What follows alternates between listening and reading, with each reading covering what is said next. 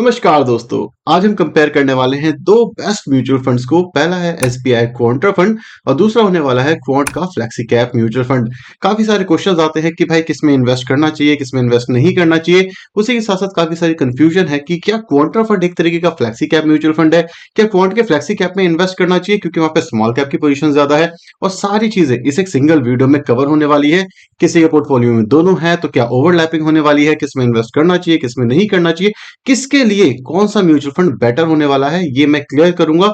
और दोनों के दोनों म्यूचुअल फंड अगर आपके पोर्टफोलियो में है तो क्या प्रॉब्लम्स आ सकती है, ये भी डिस्कस करेंगे।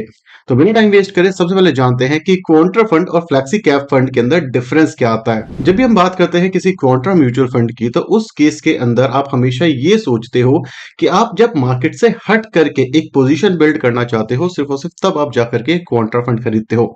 इसका बेसिक एग्जांपल मैं देता हूं। लेट सपोज मार्केट के अंदर इस समय पे काफी सारी स्मॉल कैप कंपनियों के ऊपर बहुत ज्यादा लोग बुलिश हैं। उसी के साथ साथ आपको स्मॉल कैप के अंदर भी फार्मा काफी अच्छे तरीके से चलता हुआ दिखेगा, या फिर पावर की कंपनी काफी अच्छे तरीके से चलती दिखेगी। तो उसके इसके अंदर जो क्वांटा फंड होने वाले हैं वो इन सेक्टर्स के अंदर पोजीशन बिल्ड करेंगे, लेकिन थोड़ी सी पोजीशन बिल्ड करेंगे।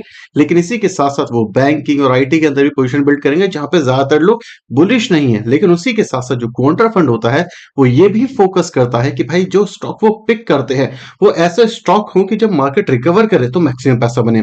तो क्वांटा फंड एक इस तरीके का म्यूचुअल फंड होता है, जब आप मार्केट से हट के थ्योरी क्रिएट करने की कोशिश करते हो तो उस केस के अंदर आप क्वांटा फंड में इन्वेस्ट कर सकते हो, और मैक्सिमम पैसा आपका तभी बनता है जब आपकी थ्योरी सही होती है, जो कि एसबीआई के केस में तो एक्चुअली काम कर रही है। एक मेजर क्वेरीज आती है कि क्या quanta fund flexi cap mutual fund है, तो ऐसा कुछ भी नहीं है।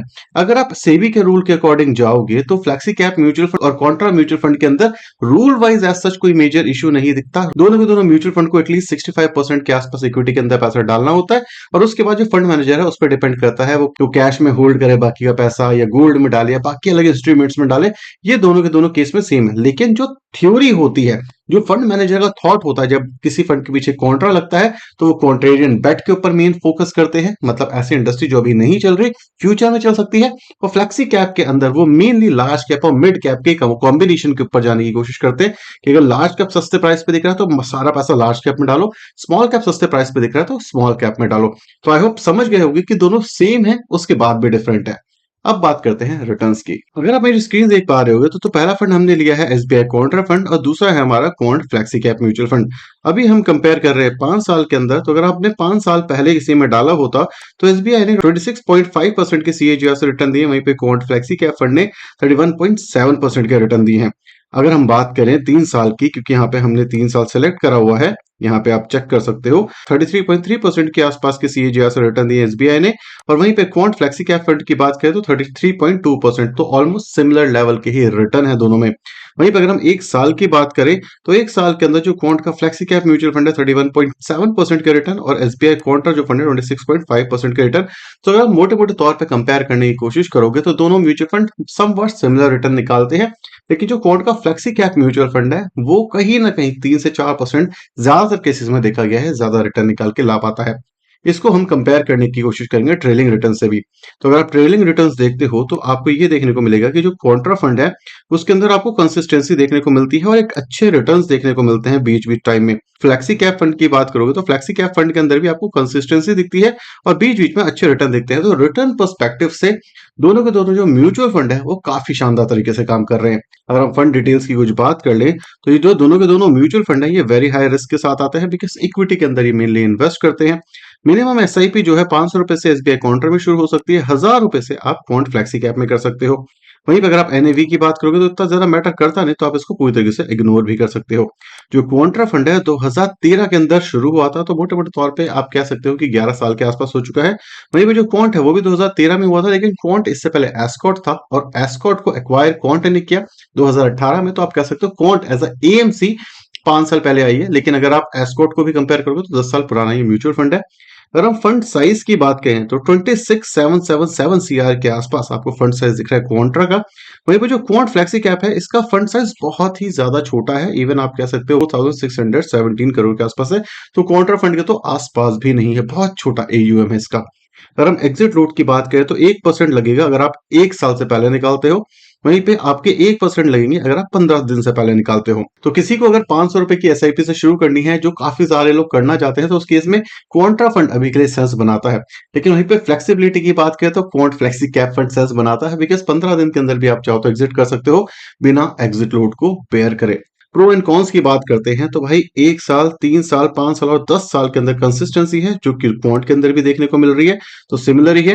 अगर हम अल्फा की बात करें तो भाई कितनी तेजी से ग्रो करती है मार्केट के अकॉर्डिंग, अपने बेंचमार्क के अकॉर्डिंग स्पेशली। तो बेंचमार्क के अकॉर्डिंग 13 का अल्फा यहाँ पे निकल के आता है क्वांट्रा का, 11.55 का अल्फा निकल के आता है क्वांट फ्लेक्सी कैप फंड का। तो मोटे मोटे तौर पे आप देखोगे तो दोनों के दोनों म्यूचुअल फंड का जो बेंचमार्क है वो ऑलमोस्ट सिमिलर लेवल का ही देखने को मिल रहा है, तो ऐसा कोई मेजर डिफरेंस नहीं है बेंचमार्क के अंदर। वहीं पर अगर हम एक्सपेंस रेशियो की बात करें तो दोनों के दोनों म्यूचुअल फंड का एक्सपेंस रेशियो भी सेम है और कोई भी मेजर इशू नहीं है। तो अगर हम प्रो की बात करें, ऑलमोस्ट सिमिलर म्यूचुअल फंड है, ऐसा कोई दिक्कत नहीं है, हर किसी ने कंसिस्टेंसी के साथ रिटर्न दिया है और कोई मेजर कॉन्स तो नहीं दिखे अभी हमें। टॉप होल्डिंग की बात की जाए तो जो टॉप 5 कंपनीज हैं उसके अंदर 14% का कॉन्सेंट्रेशन पूरे एयूएम का दिख रहा है। वहीं पे अगर हम टॉप 5 कंपनीज की बात करें क्वांट में तो 29%। इसके पीछे मेन रीजन है कि क्वांट का एयूएम साइज छोटा है, तो ये कॉन्सेंट्रेशन काफी अच्छा कर पाते हैं, ये एक आपको ध्यान रखना है।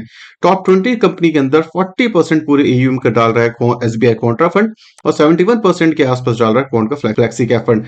पीई की बात की जाए तो पीई ऑलमोस्ट आपको दोनों का सेम देखने को मिल रहा है, तो सच मेजर डिफरेंस नहीं है। लेकिन हाँ, एक्सपेंसिव की बात की जाए तो क्वांट फ्लेक्सी कैप फंड थोड़ा ज्यादा एक्सपेंसिव है। अगर हम पीबी की बात करें तो दोनों के दोनों म्यूचुअल फंड की पीबी ऑलमोस्ट सेम है। टर्नओवर रेशियो जो 130 के आसपास का आता है हमारे क्वांट्रा का, और फ्लेक्सी कैप का भी 150 के आसपास आपको देखने को मिलता है। तो टर्नओवर रेशियो मतलब चर्निंग दोनों म्यूचुअल फंड है बहुत एक्स्ट्रॉर्डनरी हो रही है, इसी वजह से आप देखोगे रिटर्न भी सिमिलर तरीके के निकाल के ला पा रहे हैं। यहीं पे अगर आप इक्विटी की बात करोगे तो 86.7% के आसपास का पैसा इनका इक्विटी में लगा हुआ है। बाकी इनके पास 5.4% कैश और कुछ डेट फंड के अंदर भी इन्होंने पैसा लगाया हुआ है सेफ इंस्ट्रूमेंट्स में। वहीं पे अगर आप फ्लेक्सी कैप की बात करोगे तो 98.5% इन्होंने इक्विटी में लगाया हुआ है, थोड़ा पैसा एफएनओ में लगाया हुआ है, इसी वजह से जो कैश है उसका पोर्शन आपको -3% के आसपास दिख रहा है। बिकॉज एफएनओ के अंदर आपको मार्जिन कॉल देखने को मिलता है, इसका ये मतलब है कि आप उधारी पे स्टॉक बेच या खरीद सकते हो, इसी वजह से आपको कैश पोजीशन क्वांट की थोड़ी सी कम देखने को मिल रही है। सो मोटे मोटे तौर पे बात करी जाए कि भाई कॉन्सेंट्रेशन किसका अच्छा है, तो डेफिनेटली क्वांट का अच्छा है, लेकिन उसके पीछे रीजन एयूएम है। तो मोटे मोटे तौर पर दोनों म्यूचुअल फंड अभी तक काफी अच्छे काम कर रहे हैं। लेकिन रिस्क की बात की जाए तो क्वांट में रिस्क एक्स्ट्रॉर्डनरी लिया जा रहा है, जिसके बदले आपको वो प्रीमियम दिख रहा है जो 5 से 7% के एक्स्ट्रा रिटर्न है। आगे चलें और जाने की टॉप 10 स्टॉक्स कौन से हैं। तो एसबीआई कॉन्ट्रा के अंदर state bank of India, nifty bank आपको देखने को मिल रहा है, HDFC bank, GAIL, Cognizant, ICICI, torrent power, Tata steel, axis bank, reserve bank of India जैसे स्टॉक दिख रहे हैं। वहीं पे अगर हम quant flexi cap mutual fund की बात करें तो Reliance, Jio, Adani power, Tata consultancy, Motherson, Swan energy, Tata steel, L N T, housing development, housing urban development और बायकॉन जैसी स्टॉक्स आपको देखने को मिल रही है।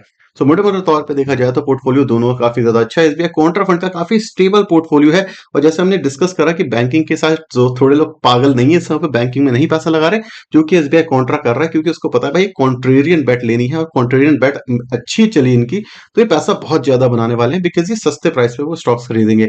और क्वांट फ्लेक्सी कैप फंड अपने ट्रेडिशनल वे से चल रहा है, जो उनके वीएलआरटी फ्रेमवर्क में आ रहा है उसके हिसाब से चल रहा है, तो ऐसा कोई मेजर सीक्वेंस देखने को नहीं मिल रहा, लेकिन उससे कोई फर्क नहीं पड़ता, इनके लिए बहुत अच्छा काम कर रहा है, तो ऐसा कोई मेजर इशू है ही नहीं। रिस्क मैनेजमेंट की अगर हम बात कर लें तो स्टैंडर्ड डिवीजन आपको 12.18 के आसपास का दिख रहा है एसबीआई का, वहीं पे जो क्वांट फ्लेक्सी कैप है 17.59, तो मोटे मोटे तौर पे क्वांट का अच्छा है। शार्पन रेशियो की बात की जाए तो 2 के जितने पास है उतना बेटर होता है, तो शार्पन रेशियो यहाँ पे जो एसबीआई कॉन्ट्रा है उसका अच्छा दिख रहा है। अगर हम बीटा की बात करें कौन कितना वॉलेटाइल होने वाला है, तो जो एसबीआई कॉन्ट्रा है जितना नीचे है उतना बेटर है, मतलब कम वॉलेटाइल होगा एसबीआई कॉन्ट्रा, और जो क्वांट फ्लेक्सी कैप है वो थोड़ा सा ज्यादा वॉलेटाइल होने वाला है। शॉर्ट एंड रेशियो की बात की जाए तो 2 के ऊपर शॉर्ट एंड रेशियो दोनों के दोनों के अच्छे हैं, लेकिन 3 ज्यादा है, तो भाई एसबीआई कॉन्ट्रा का शॉर्ट एंड रेशियो भी अच्छा होने वाला है। अल्फा की बात की जाए तो अल्फा भी आपको एसबीआई कॉन्ट्रा का ज्यादा अच्छा देखने को मिलने वाला है। अब इससे मोटे मोटे तौर पे ये पता चलेगा कि अगर आप रिस्क एडजस्टेड रिटर्न को निकालने की कोशिश करोगे तो उसमें एसबीआई कॉन्ट्रा आपको बेस्ट देखने को मिलने वाला है। वहीं पे रिस्क एडजस्टेड रिटर्न मतलब डाउन साइड प्रोटेक्शन को अगर हम हटा दे तो उसमें क्वांट के रिटर्न अच्छे हैं। इसको मैं एंड में कंक्लूड करने वाला हूं। अब आपके दिमाग में क्वेश्चन आने वाला है कि भाई दोनों ही दोनों म्यूचुअल फंड एक पोर्टफोलियो में है, तो क्या करना चाहिए, रखना चाहिए या फिर नहीं। तो अगर आप ओवरलैपिंग की बात करोगे, दोनों के दोनों म्यूचुअल फंड अगर आपके पोर्टफोलियो में है, तो ज्यादा नहीं, सिर्फ और सिर्फ 10% की ओवरलैपिंग देखने को आपको मिलेगी। सिर्फ और सिर्फ 11 ऐसे स्टॉक है जो दोनों म्यूचुअल फंड में है।